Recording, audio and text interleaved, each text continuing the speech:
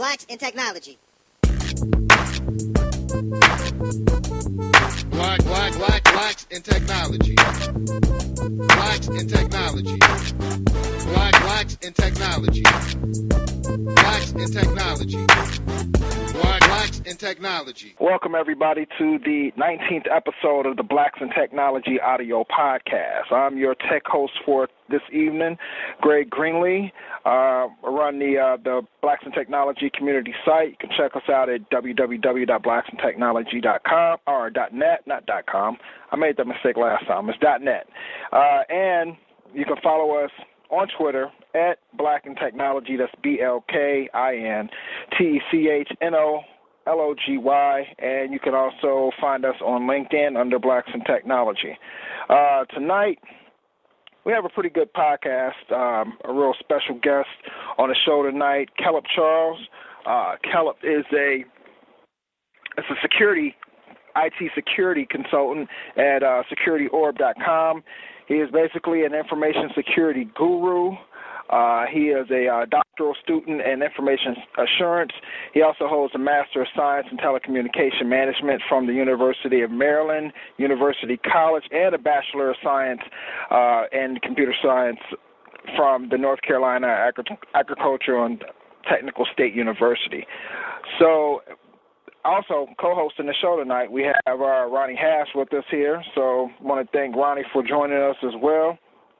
So we're just pretty much going to jump into it. We're going to welcome Kellep to the podcast. Kellep, thanks for joining us tonight. Hey, thanks for having me, guys. Definitely thanks for having me. Welcome, man. Welcome. So you run a couple of run a couple of websites. One is securityorb.com. The other one is kellepcharles.blogspot.com, which is a information security website where you pretty much express your views and experiences in information security. So tell us a little bit about securityorb.com. Yeah, securityorb.com is a website that kind of really got started, I guess, by mistake. I was teaching at Capital College, and all the professors had a website where you would put information about your syllabus and course materials and so forth. And, I had designed some PowerPoint presentations. I had some documentation that I had written pertaining to policies and certain network diagrams that I had on my teaching site. And after a year, I had other professors asking if they could use some of my material. The material itself was searchable on the internet, so I guess people with non-EDU addresses was accessing the website and, looking at material. Then I had, taken a break from teaching because of my doctoral studies, and they stated that because I didn't teach a few semesters and they were doing some cleanup that they would have to take the website down. And at that particular point, I was like, okay, I have about 4 years of content, on this teaching site, and I just went ahead and, started Security Orb, where I just kind of transferred everything over. And as time, it just developed to basically what it is right now, to, a full-fledged blog and information website. That's excellent, man, because I checked out Security Orb, and there's everything on there from articles to videos on information security. I've also seen some things where there's some sections for like Mac OS security, Windows, privacy, mobile security. So are you running the site? Kids. Exactly.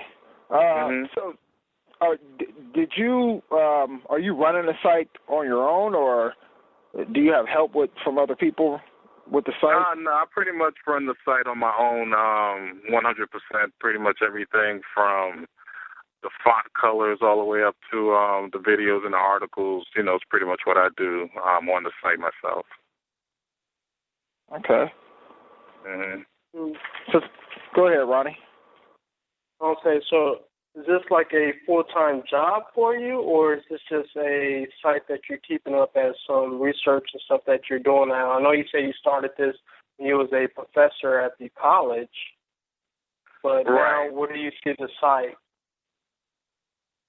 Well, basically, I'm a contractor at NASA out here in Maryland, and basically the site is more of a security awareness company, where we bring information security awareness as well as information privacy awareness to businesses. We go out and we'll speak at conferences. We have an Internet Safety for Kid program where we go out to various organizations and schools and PTA meetings, and, we just bring information security, privacy, and awareness to the community. We've worked with the governor of Maryland because October is National Cybersecurity Awareness Month, and we usually work with them and going around with the schools and radio stations and so forth. So it is a profitable entity that we all work in, and it's under our consulting umbrella when we do consulting for various companies. That's pretty interesting. And tell me this: how did you actually get into IT, and when did security actually become the avenue for you in IT? As for IT, I think it started when I was at North Carolina A&T in college, and I was scheduled to do an internship. And my initial experience and background was in programming. I used to do assembly programming, C++ programming, and Java programming. And the internship that I was heading to, there was some sort of issue, and the position that I was supposed to have gotten, which was a programming position, was no longer available, but they told me that they had something in the networking department if I would be interested in doing it. And I said, yeah, I would do it. And that particular summer, I dealt with, networking, routers, bridges, running lines, and so forth. So upon graduation, I realized I didn't want to do programming. I'd rather go into IT. I got recruited by Lockheed Martin, and I worked in their networking department. And from there, I left and went to a second job. I was still a network engineer, but because I was the only person that had Unix access and the firewall was a Unix firewall, they just automatically threw me on that particular device. And during the times that I was there and working with the firewall rule sets and just sitting down and talking with people, and that's where the security bug kind of came in, and I never pretty much turned back from that point on. Wow, that's a pretty amazing journey. So it basically spawned from college. Were you interested in it before you actually got to college, or was it just in college that you decided, hey, I want to get into information technology and go that route? Yeah, it was after the internship of my senior year while I was in college, because prior to that time, it was just programming, just writing code, debugging code, and everyone in my program who graduated before me was either a tester, designer, debugger, but it was something dealing with coding, so it was just like the natural path that I thought I was going into as well. And after my senior year, I was like, nah, I don't want to do coding. I'd rather do some networking and IT-related stuff. Nice. So tell our audience out there, what exactly is computer forensics? Well, computer forensics is a scientific method and a proven method that allows you to retrieve information to be used in a court of law. And, and that's the key aspect when you talk about forensics is that computer forensics, it has to be done in a method that is approved in previous case law that will allow it to be used in court. And, you have other things like incident response and discovery, which also follows a lot of the same methods, but they don't put an emphasis on the fact that, the court of law aspect is the key and the whole bowl of wax when it comes to computer forensics. So, when we talk about computer forensics, it's everything from being able to retrieve data in a proper fashion off of fax machines, copiers, GPS systems, cell phones, computers, anything that's electronically based. because there was a report that came out 2 years ago. I'm not sure if the number has changed, but basically 85% of all crimes or incidents that happen and crimes leaves an electronic footprint. And, within that 85%, a lot of crimes and incidents are being solved by that electronic footprint. And it has to be able to be let into court. Yeah. Have you ever had to do any type of forensics work that actually had to be presented in court at all? Yeah, I had the opportunity to do it once. One of the things with computer forensics is that many times, due to like the evidence or due to litigation, it does not make it to court. But there was this one time in a civil case that it did go to court. And one of the things that I try to let people understand is that when you go to court, there's two titles. You could go in as an expert witness or you could just go in as a witness. The thing about an expert witness is you're under a lot more scrutiny and you could talk about opinions. If something were to happen, somebody was to go to a particular site, an inappropriate site, you could, make a generalization saying, yeah, I feel like this person typed the information in to go on this site as compared to malware being the key reason why the site showed up. But if you come in as just a witness and a contributor to the court, you can't make that assumption, and you just have to work with facts only. You have to say, in using the software, we saw where the person typed the site, and that's how the person got into the site. So that's one of the big generalizations when you talk about, going to court and testifying in court. Now, that's interesting. Yeah. Go ahead, Ronnie. So as a security professional, how do one become a expert witness where you hold a lot more weight? Is there what do they look at, your credentials or? Yeah, definitely to be titled as an expert witness takes two things. One, it takes years of experience, your credentials, definitely the contributions that you've made in the industry, such as publishing and presenting. And the second part is you allowing yourself to be called an expert witness. Because once you title yourself an expert witness, basically the defendant or the prosecution, whichever side that you're up against, will try to discredit you. So they'll ask you certain questions like, do you know what SMTP stands for? And, do you know what version of Encase that you were using for this particular model? And did you know that there was a particular bug? And for some reason, if you can't answer or if you fumble up on an answer and you have the title of expert witness, that could kind of hurt the case a little bit. So, most people who are, very knowledgeable in the field, rather not take the expert title. But if you do take the expert title, it has to do with your credentials and you allowing to be called an expert in the field.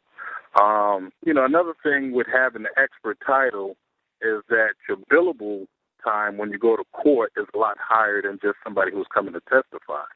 And that's another incentive why most people will go into the expert category so they could, have a more billable hourly rate in the situation. Wow. Tell us this: what tools do you use? Because I know there's a lot of tools out there to use. Tell us the top 5 tools that you use as a computer forensics, and then tell us if you don't mind going into some detail on what each of those tools actually accomplish. Yeah, one of the tools that we use sometimes, and the thing is that for me, in my opinion, the 2 top tools in the industry is something called Encase by Guidance and Access Data Forensics Toolkit by a company called Access Data. And the thing about those products is that they've taken all the tools that's in the industry that most of us who have been doing computer forensics for a long time that would use these individual tools to perform individual tasks. They've taken it and put it into an enterprise bundle like a Microsoft Office where it's a one-stop shop for the most part. So in case and Access Data are the two top tools. And you also have a freeware version, which is called Autopsy, written by a gentleman. His name is Brian Carrier. I had a chance to meet him a few years back. He's a doctoral student, doctoral recipient as well. But Autopsy is a freeware that does most of that information. But the top tools that we use are password crackers. Many times you'd have somebody at a company, the person may be a person of high position or maybe conducting business, like a second business during work hours, and they have files that are password protected, so to speak, and manager or HR wants access to that particular file. And they'll have like the passwords on the file.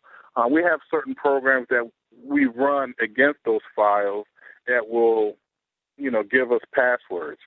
One of the key things is that most people use dictionary passwords like Mustang 123 or House, and with our dictionary databases that we have, we're able to crack most of those passwords. Sometimes we have to go a little deeper and use what you call biographical information, where we would take that person's name, their address, if they have any kids, if we know of like they're Star Wars fans, and we put all of that information into this little database as well, and it goes through a computational process where it'll try to run, the kid's name, a combination of their kid's name with a 1, 2, 3, and we try to crack the passwords. It's sometimes you take the biographical information and you put it into a database and pretty much try to brute force. Right. It tries all the different combinations and it does a brute force because that particular information may not be in the dictionary. It may be a combination of their pet's name, their kid's name. So we take that information also and we try to use that to get into the file. But as I was stating, sometimes it's as easy as just lifting up their keyboard and seeing a little sticky note with a password on there, and, it just makes everything a lot easier. How often do you find that happening? More than often, or? It happens a lot, and the strange thing or the scariest thing is when users do it, it's to be expected. But when you see system administrators, people who are in charge of systems doing the same thing as well, that's where we really kind of, shake our head. And, we understand it's a big challenge because you have your personal passwords and your personal PIN codes and, different servers that you're responsible for if they don't have an enterprise-type login system. But it is a thing that you do see out there, both on the people who are guarding the systems as well as the people who are using the system. So, yeah. I have a couple questions. Have you guys ever came across a system where you couldn't retrieve the password? And two, as a company, if a employee is using your equipment, wouldn't it just be easier to ask them for the files and have them open it up since it is your equipment and you want access to it? Because I've always been a firm believer that I don't use company equipment for personal use. I always have my own equipment and stuff. Because I think a company has the right to look at their laptop that they provide you to do their work for. Right. And that's an excellent point. It depends on the company's policy and the situation. For example, with the recent situation that I was involved with, It was after the employee had left, they asked us to come in. We did an image of the system, and we took the system back to our labs where we conducted the investigation, trying to see if the manager's accusation to human resource was actually correct before they approached the employee. So sometimes you don't have the ability to ask the employee because this is an investigation that's being done without the employee's knowledge. And with them signing the acceptable use agreement, it states that the organization has the ability to do this particular process at any time, without notifying them. So you have that situation. You have situations when employees have left the company and you feel like, okay, I feel like they have taken some information or access certain shared drives that they shouldn't access before they left the company. And the organization wants to try to find if that is the case or not. And the employee is already gone. And then, we have to come in and find that information. And sometimes you have employees that won't give it to you. Yeah. What do you think are some of the most needed skills in order to be considered a credible information security specialist? Gosh, man, it's like the InfoSec field covers so many different areas that, we have people with system administrator backgrounds come up to the information sec side, and they're able to perform, IT security more on a desktop level that someone who's had a networking background that has come up to an InfoSec cannot, match. So, and we have people who are policy people who are, who conduct certification and accreditations, who perform audits that are more paper-related, but are very accurate or very detail-oriented, that offers, the same service as a network security or a desktop security person. So, like I told a lot of people, whatever your background is and whatever your interests are, if you do come to the InfoSec community, there will be a home for you because, there is policy, there's InfoSec, there's information assurance, there's, incident response, there's a whole bunch of different sectors. So it's kind of hard to say, what one special talent, is key when it comes to, protecting systems and being in the information security arena, Yeah. Yeah. Ronnie is more into the security side than I am, and I can definitely say that's definitely true because he holds a pretty wide range of skills, anything from programming to networking to application development, things like that. Right. So I can. Right. Yeah. So it definitely covers and that helps. And that helps. I mean, even if you're not strong in everything, but having a good understanding on a lot of different areas, that increases your marketability and your function as a security person because sometimes you have to review code, sometimes you have to, look at configurations, sometimes you have to read policies to be able to interpret the policies, to make sure that you're either following or you're not following it. Sometimes you have to be able to go into the system and use command lines to issue a command, to do a snoop command. So, the more views and the more experiences that you have in different areas, it just makes you that much more of an asset, to yourself or an organization when it comes to, doing that kind of stuff.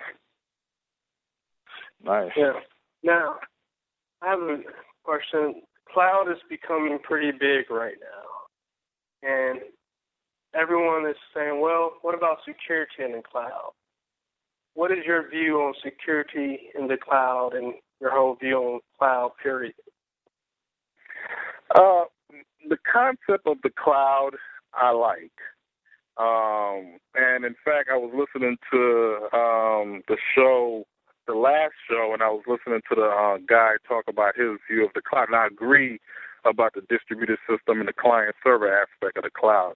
I mean, it's a technique that has worked in the past. It's a fundamental technique that could work. But as for the security aspect of the cloud, I think it's really too early for us to really know the effects, of the cloud. As for a person like me who works in the government, and we have to follow certain regulations and compliance, such as the NIST compliance and so forth. My thing is like, who's responsible to make sure that these systems are in compliance? Is it the service provider, or is it, us as the government contractor who was tasked for that? But these systems are not in our possession, which the NIST regulation states systems that are in your possession. So there's a lot of gray areas that people have not discovered yet. And a lot of people are worried about, like systems being hacked and information being taken off the servers, which is a big concern. But when it comes to security, it falls under three tenets. It falls under confidentiality, integrity, and availability. And just like Amazon, who ran into problems a couple months ago, if the availability is not there, then, that is a security issue as well. And, a lot of people are not paying a lot of attention to the availability aspect of security in these cloud systems. So it's a gray area. It's something that people need to tiptoe into because, I don't think, we really don't know what the negative complications can be with something like this. Yeah, I kind of agree with that. I've kind of sat back and took a look at it, was trying to say, is there really a huge security difference between hosting your own stuff versus going with the cloud provider? Because like you mentioned that you're going to come into the area of who's responsible. But then that's when I think people need to start doing their due diligence when they're looking for a cloud provider and trying to see what security policies that company may have in place. And you may come across that they're more secure than you're at your own environment. They may have a better security firewall, ODS solution and everything than what you have, or better practices than what you have. So when I get in that conversation with some people, I'm like, well, honestly, no matter where the system or such sits, it can be hacked. It's going to come down to what type of tool sets is in place, and do you feel comfortable with the cloud provider based upon you meeting with them, you talking with them. A lot of cloud providers, you won't have the opportunity like your Amazon. You just pretty much signing up, spinning up. But companies like where Greg and I work at, it's a little bit more FaceTime with the customer and the client. They get to know us. We get to know them. We know what they're running on their systems, and they know, and they're able to ask us how we're set up.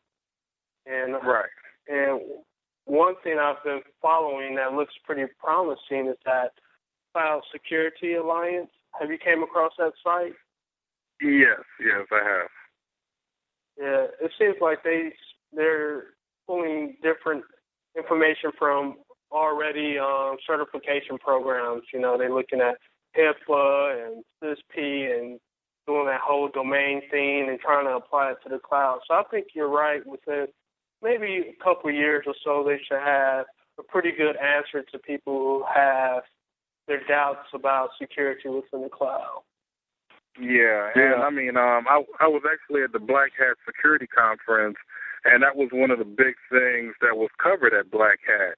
And, I mean, you could see all the major vendors are, working towards the cloud to, better the audit, to better the security of it, and better the performance. So there is a unified move towards that, but from my experience, when it comes to providing services to the government and how the government works compared to the private sector, is that gray area from what the policies were traditionally written for, where we were manning the systems, to how the cloud is actually doing business today. And I think it just takes some time for us to bridge that gap. Yeah, I agree. Yeah. I've had that.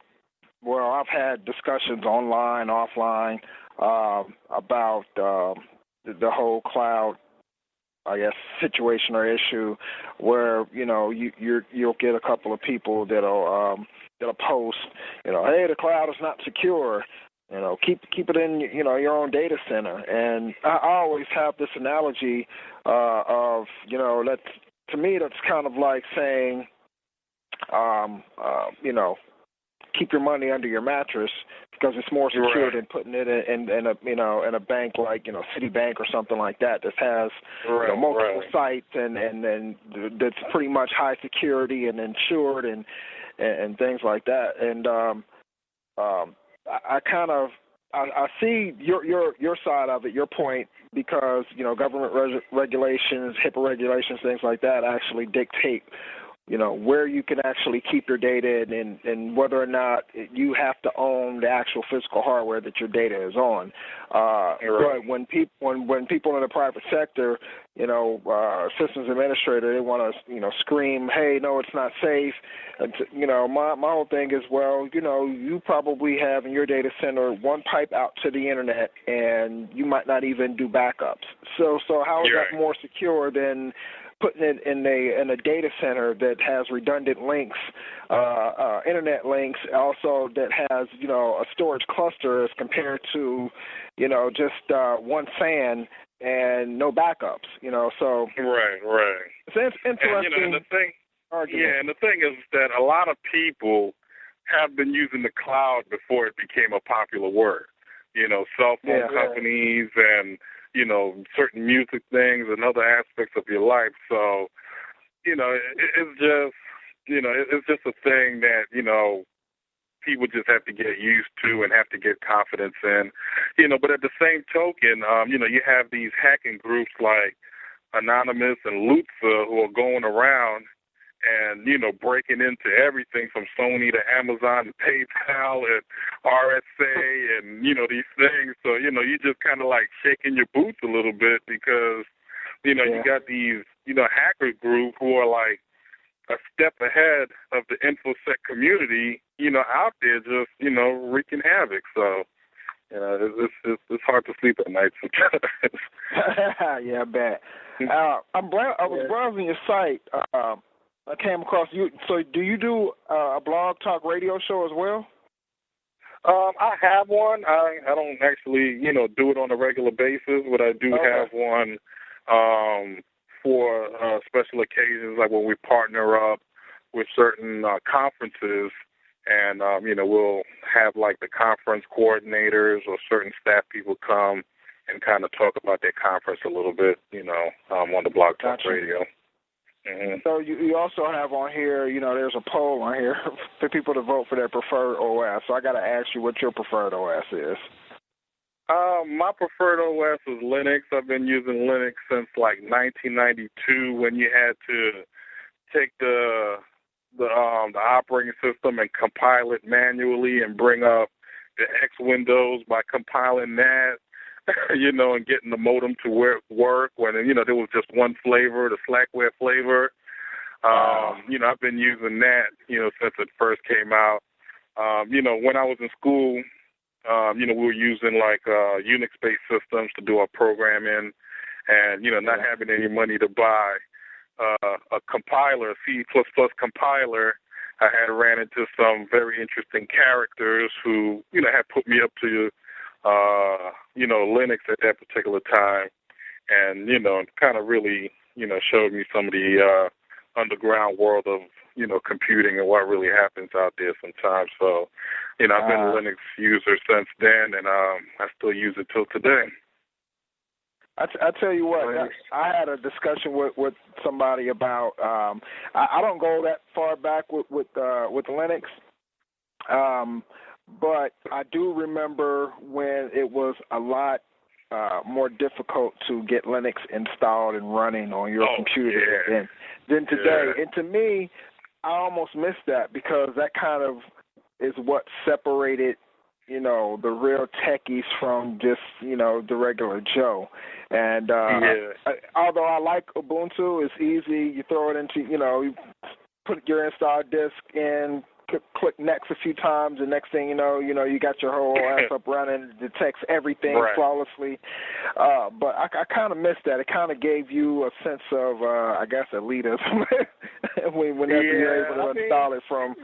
You know, and that's the thing about technology. I mean, you know, Linux, that happened to Linux. I remember when HTML coding was first around, and that had to be, you know, hard-coded by hands with the HTML markup language, and, you know, then you started getting these what you see, what you get applications, things with computer forensics. You know, you had to use all these individual specialized tools, and now you have these enterprise tools. So I guess that's part of the thing in technology and evolution is like those archaic way of doing things, you know, get to, you know, this nice click and keep it going type. Mm-hmm. So tell me, what are some of the top security threats that are out there right now that people should be on the lookout for, or enterprises, for that matter? Yeah, the first thing I would say it comes with patch management. You know, on an average desktop, you know, you have your OS, which needs constant patching, and you have applications like the Adobe readers and Flash and Word and so forth. And those, you know, you on an average desktop, you may have anywhere from 20 to 25 different applications.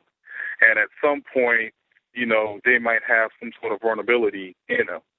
And, you know, one thing that we've seen in the past 5 years is that more successful attacks are occurring on the application layer as compared to any other layer. You know, giving you administrative privileges or root access through a fault in the software. So definitely patch management would be one. Mobile computing is another thing. You know, these phones have the capability of desktop computers, and people are using them in the same way. You know, and they're using them in unsecure locations like in Starbucks because they want to get access to, you know, Facebook accounts or their bank accounts. People may be shoulder surfing, you know, so things like that in mobile computing is also a big problem. Password management is one of the biggest things that we see.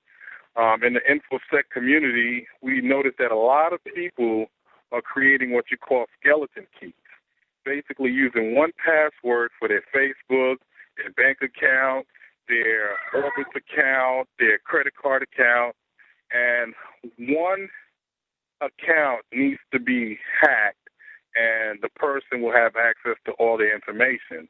And that was what happened when Facebook got hacked, and I think like 500,000 people, you know, username and passwords were released.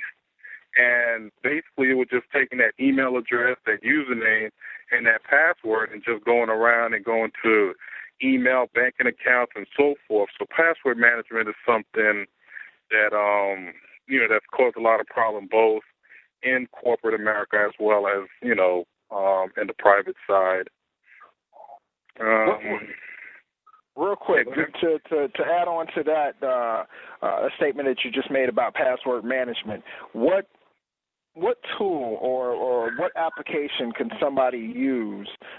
Because I guess the difficulty with password management comes from having, you know, tons of passwords, you know, with so many different, you know, social media websites out there, as well as, you know, login information for your bank and, you know, your credit card, and having that many passwords is a chore to just keep up with. So what application or what software out there can you recommend to people out there that can do, you know, password management pretty effectively? Yeah, Well, one tool which is now available for like mobile devices like the Android and the iPhone is something called Passkey. And Passkey gives you the ability to, have multiple passwords, and it saves it in an encryption format on the device. So if you do have different passwords, you could keep it someplace like in your mobile device that's, normally with you about 95% of the time that you could access to gain access to your different applications. Also, certain things like Google, PayPal, and other services offer you like certain two-factor authentication devices. And basically, you just tell them like, hey, I'd like to use your advanced authentication capabilities. And sometimes they'll send it to you for free. Sometimes, you might have to pay anywhere from $5 to $8. And that just offers additional strengthening of your password capabilities. And what I tell most people when I speak to them is that, try to have different tiers of passwords. For your banking, you could have a set of passwords that you only use for banking. And for, social media, you could have another password that you use. It may be close to the original password, but there may be some sort of variation that is different, to just kind of keep from using one password and try to have maybe 3 or 4 different levels of password that you could use. The thing is, you need to find a different technique as compared to having one password for everything. And, like I said, Facebook may be well secured. Your bank at, Bank of America may be well secured, but that, website, pottery, tree.com may not have a well-secured database, and that get hacked, and that what causes the chain reaction to happen. So you want to have different levels, different tiers of password, even though it may be one modification in a special character or number or something like that. I usually have. Do you think having a phrase as a password mixed in with some symbols and numbers would be a better route than having a simple password? Yeah, numbers and characters. Yeah, that is the best way. That's called a passphrase. And that's how when we have our security awareness training, when we go around to different schools and we talk to the kids, is that, that's the best way, aside from having a two-factor authentication device, is to have a password. Is to take a sentence, a quote, something from a song, a title, and use the first characters from that phrase to create your password. Because it's a non-dictionary word.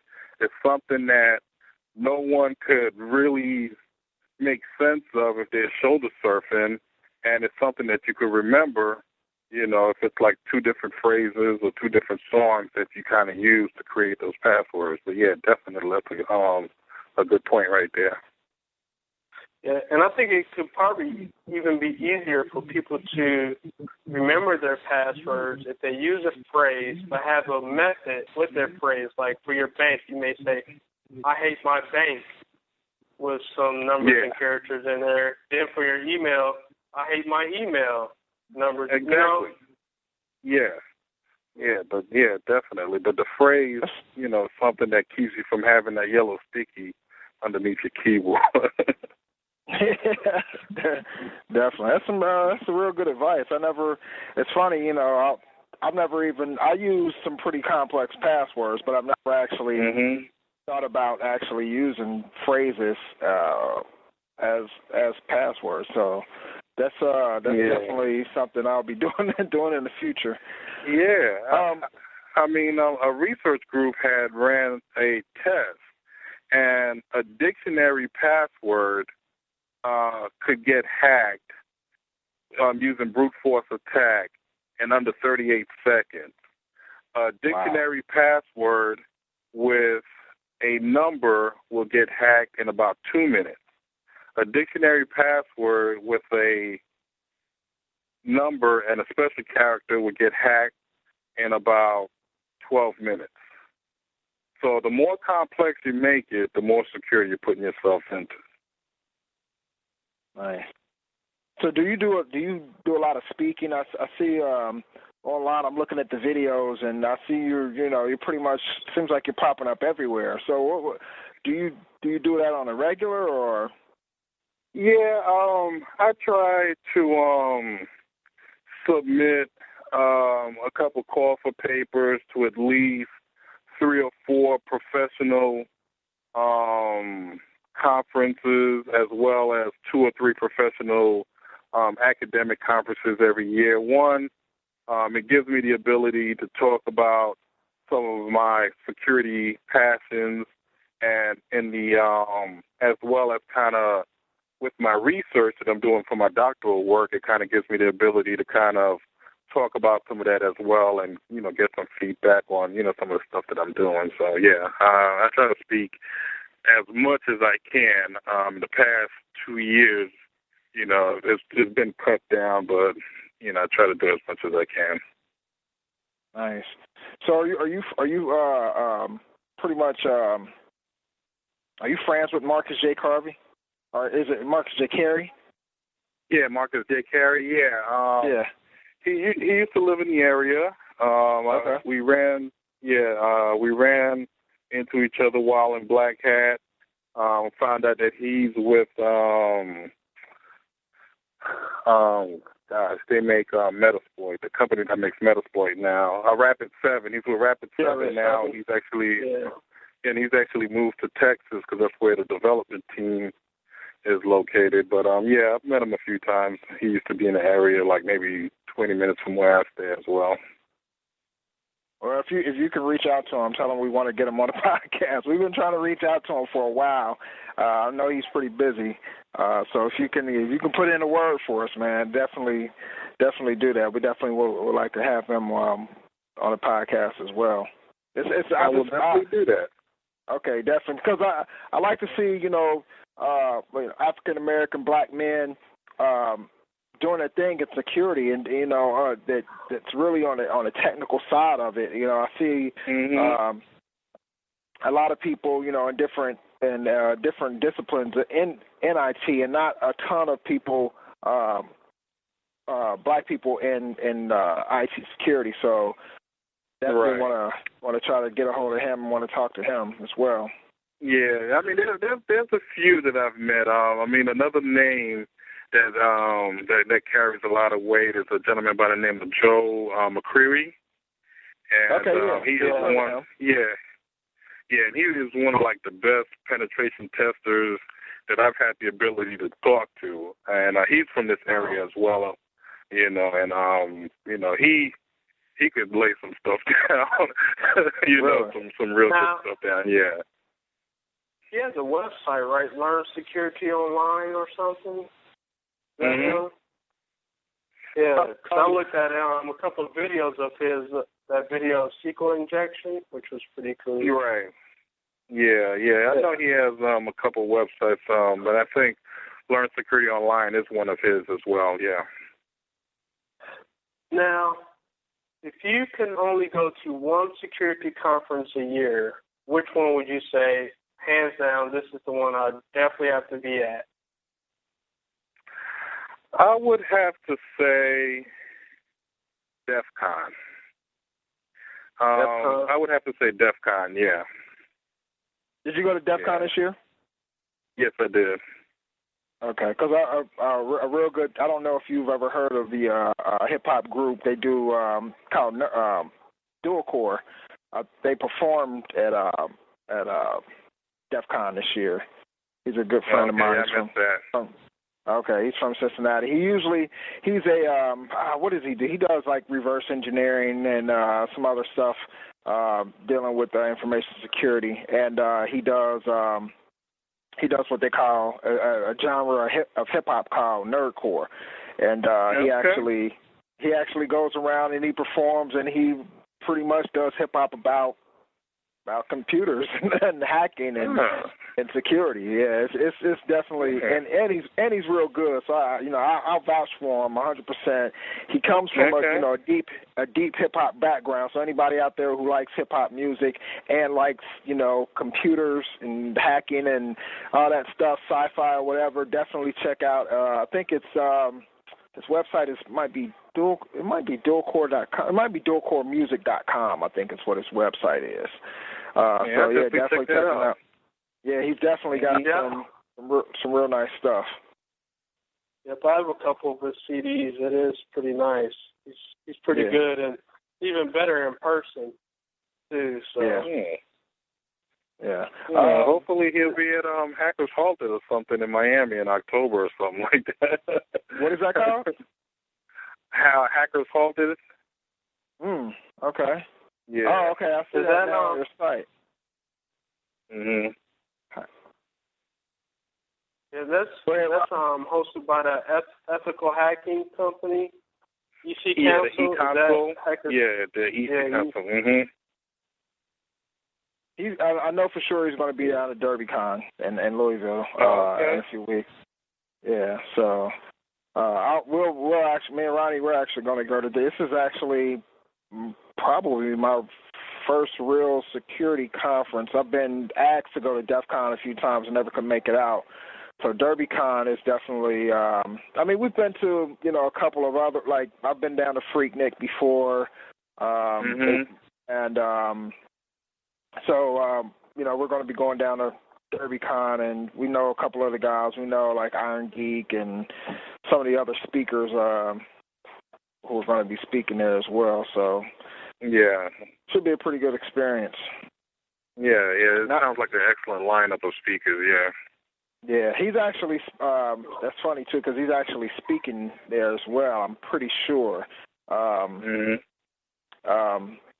Let me ask you, I know me and you, we got into a discussion about Splunk on Google+. That's pretty much how me and you hooked up. I seen a post that you had on Google+ about Splunk. I kind of, added my little 2 cents about it, and, when we set this whole thing up, I was like, yeah, we definitely got to talk about Splunk. So for people who don't know what Splunk is, can you go, and tell them about what Splunk is and how you are pretty much, or how you're involved in Splunk as far as, like, what do you do with it?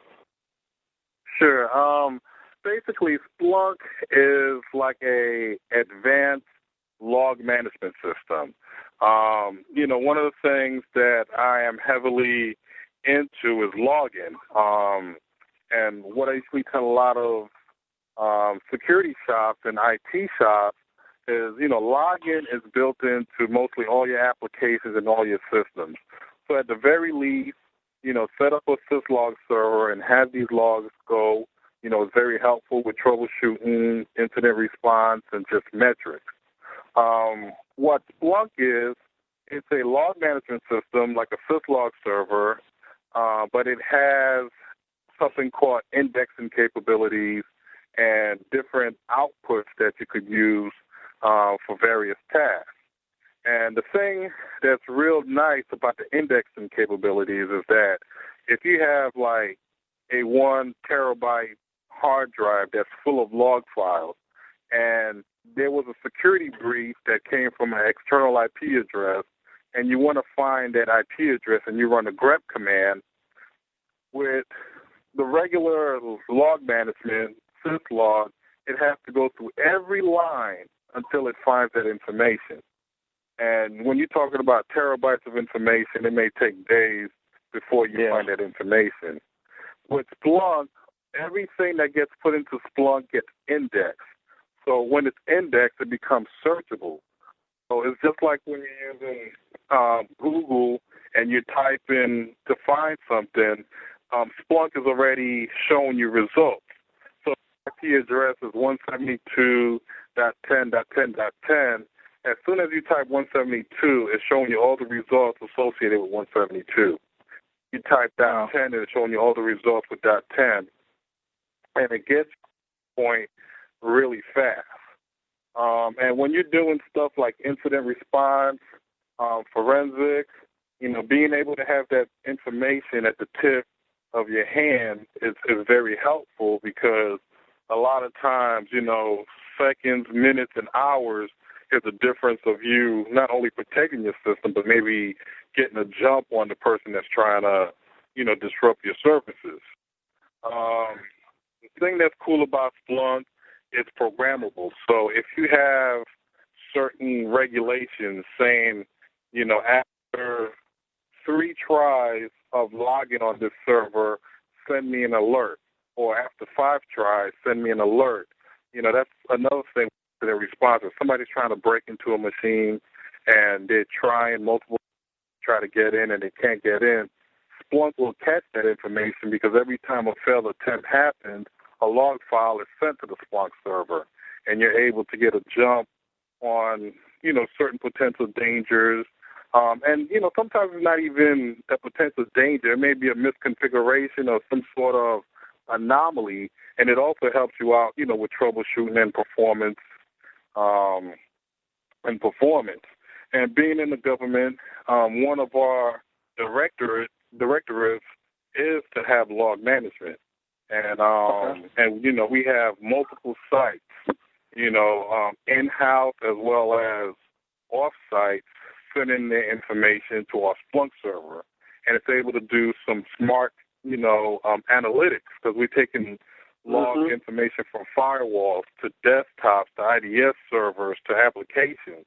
So if there is a breach that happened, we could do some sort of correlation and try to see this IP address from the perimeter firewall and the perimeter router through the distributed firewalls all the way down to the desktop that was compromised. And it just kind of helps us in, having an inside look of what's going on the network. And, log files is, one of the key things that I usually push to have that happen. Yeah, there's a free version, and there's like an enterprise version that you can get. I know the free version only gives you up to like 500 megs, which is, when it comes to log files coming from various different systems, coming from firewalls and things like that, that's right. That's like nothing, pretty much. Nothing, yeah. Yeah, so, but the free version is good, to play around with, to get a feel for it, but definitely being used for business purposes. The 500 will get filled up, by lunchtime, if you have web servers and firewall logs alone that's being pushed to it. Yeah.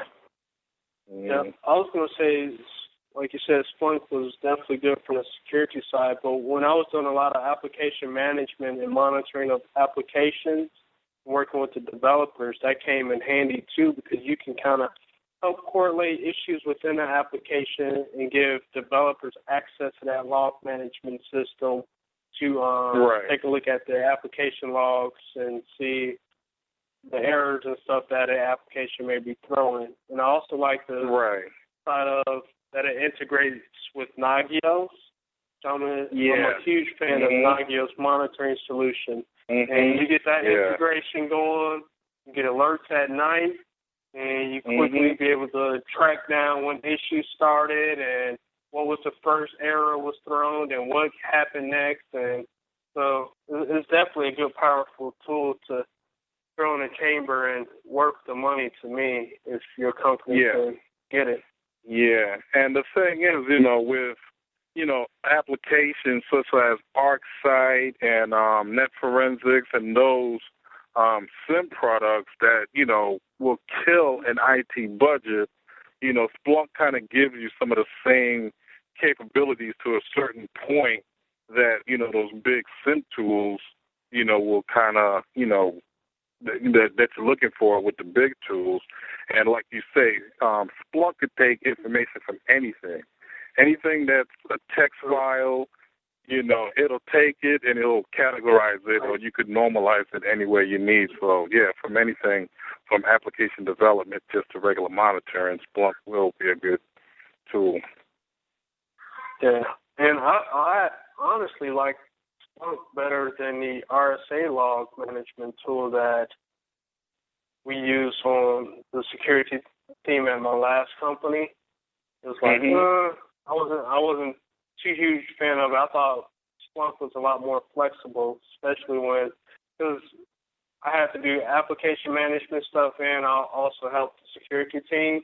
So I was using Splunk for the application management stuff, but then go over to the RSA appliance, and that wasn't that great. They kept complaining saying it was an older one. So. Yeah, I think that one uses a rational database, as compared to indexing, and it kind of kills the performance-wise a little bit because it has to do inserts as compared to just regular indexing. So that's where Splunk kind of beats out a lot of other log management systems as well. Yeah, I toured around with Splunk in a lab. I didn't get real far in depth as much as I wanted to with it, but I'm definitely thinking about throwing it up on a VM and going at it again. I know that you can. I mean, it's highly configurable. There's a lot of stuff you can do, and it's almost once you get into it, and there's a really a nice learning curve when it comes to syntax and searching and things like that in Splunk as well. So it's definitely an excellent tool, man. I remember when around the time it first came out, and been following it over the years, and it's definitely matured. Yeah, it's a very fast-growing company too. Very fast-growing company. Go ahead, Ronnie. I was going to say, Rick, one more thing. I was going to say another log tool that I kind of like playing with when someone didn't have the budget was the PHP for syslog ng. So you just set up a typical syslog ng server, and they have that Logzilla PHP in front of it. Which, that gets you where you don't have to have that data limit, right? But it's still not as pretty and sexy as Splunk. Right. But I think that's an excellent choice too, because and that's what we do too, is that people who can't, who want to create a syslog solution, with practically zero budget, we usually point them to the syslog and G versions of, tool sets, and the one that you mentioned is one that we have pointed them to.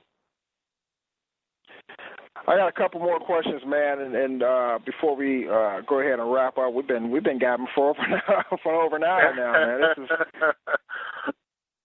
Time can fly, man. When we start talking tech, man. Yeah, definitely. Certifications. I want to ask you, what key certifications you think, if someone wanted to get into information security, what let's say initially, what certifications do you think they should go for? And also, if somebody just wanted to read up on information security, what books, like what starter books, for instance, would you recommend that person picking up?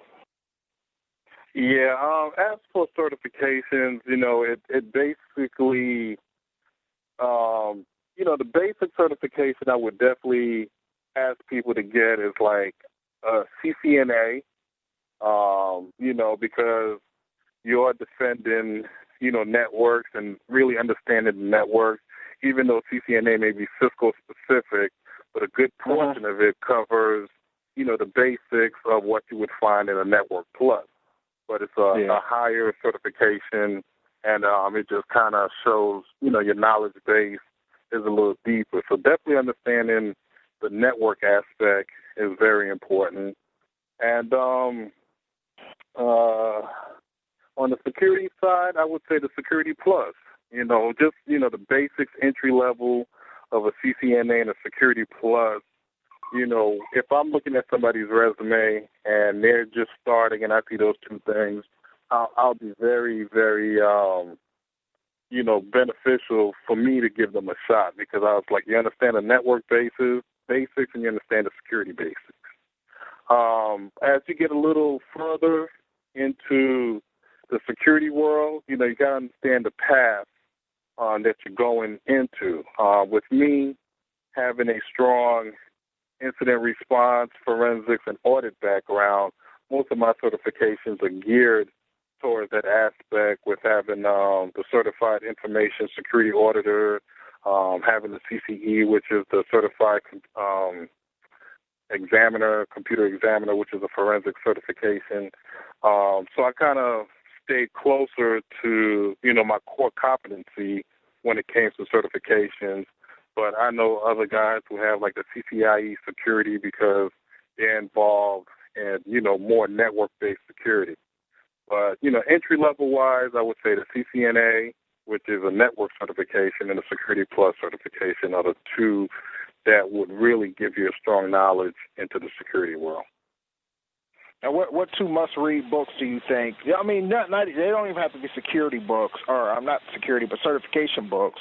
But what two you think must-read books should someone who wants to get into security, or maybe already into security, should read, in your opinion? One of the first books that I would recommend is the Certified Ethical Hackers book. It was written by Kimberly Graves. And the thing about this book, it covers, a lot of basic security concepts, and it also goes into how these security incidents happen, and having the knowledge of, if you configure this computer this particular way, it will cause this problem, or if you have your system patched at this level, will cause this problem, really gives you an insight to, why you're protecting the system, because you're like, okay, I need to put this firewall rule set to block this port because these are the after effects of what could happen if it's not done. So the Certified Ethical Hackers program, certification, and the book, I think is something that every security person really needs to kind of read because it just kind of brings a lot of things to light. And another book that I like a lot that I think will help a lot of people is a book called Incident Response, written by Kevin Mendia. And the thing about that book, many people, in the security field know how to protect computers, know how to apply firewalls and configure things. But once something happens, they just like at a loss, like what do I do? And half the time, if they are doing something, they're actually doing something to hurt their environment as compared to helping their environment. So by reading the book on incident response, it just kind of gives you the process and the mental thought of what you need to do if something were to happen. Not how to open the doors more, to the unauthorized person or give out certain information. So for me, those are two books that I think that are definitely must read, when it comes to, information security. Excellent, man. That's definitely some great advice, some great information. Before we go, I want you to, give any, pertinent URLs or any information, any that you think of, that anybody out there might want or need.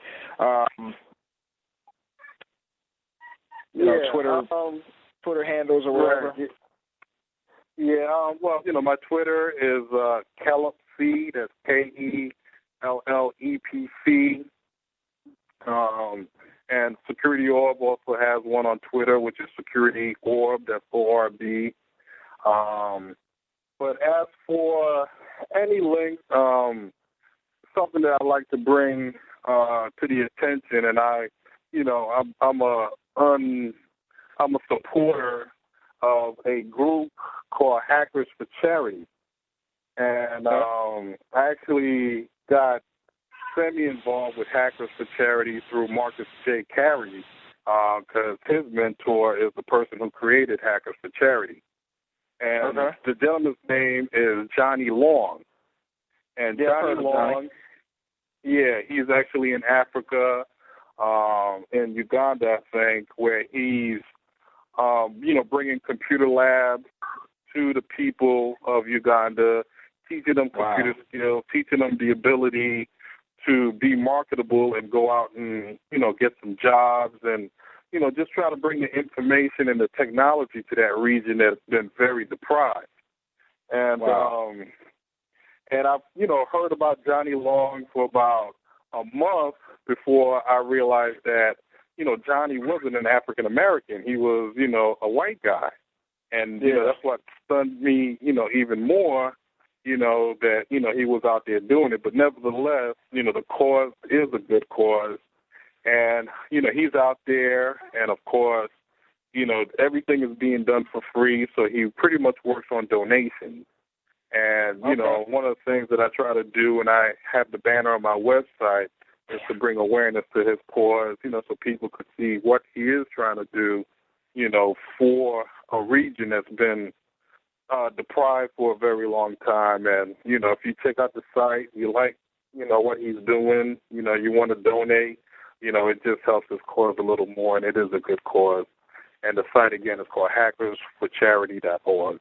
So, that's what I would like to share with the listening audience on that situation. Excellent. Yeah, I definitely, I've actually heard of hackersforcharity.org. Never visited the site, actually, but I'll definitely be doing that, man, and donating some money to that cause. It's definitely a great cause to be a part of. And I want to thank you, man, for coming on the podcast. This has definitely been a good podcast. I hope you didn't talk anybody's ear off, but, there's a lot of information out there, man, and I just like to, try to bring it to our audience any way I can. So definitely want to thank you. And I always do this out there, every podcast. I always, invite our guests to become a member on the Blacks in Technology site. Did you sign up, or have you signed up? Yeah, I signed up when we had that initial discussion with the Splunk. So, I've been a member, and, and I mean, I like to say myself, the site is a great site. The community is growing. You're offering a service, that is needed, because bringing awareness, to not only, our community, but just to the peoples in general, offers a lot of value. So, what you're doing is, is a good thing, and, just continued success on, for both of you guys on that whole situation. Thanks, man. Definitely appreciate it. We're in the midst of a site redesign. It's hopefully going to be done here pretty soon. It's definitely going to make the site a lot more intuitive, and we're going to try to go all out, with videos and articles and tutorials and the whole nine, man. We're trying to definitely make a dent in the in the culture, man, to try to bring that awareness to Black people everywhere, and let them know that this is not some type of mythical career out there that's hard to capture. It's there, and all you have to do is put time into it the same way you do anything else, and you can definitely make a name for yourself. So, true. Thanks again, Kellep, for joining us, and we'll definitely have to get you on again, man. There's a lot more to talk about, and definitely, So definitely. Thanks, and hopefully man. I'll be able to see you at one of these conferences soon too. Oh yeah, you will. You will. All right. Okay, man. Yeah. Take care. Well, good meeting you. All right, gentlemen. All right. Bye. Blacks in Technology. Blacks in technology. Blacks in technology. Blacks in technology. Blacks in technology. Blacks in technology.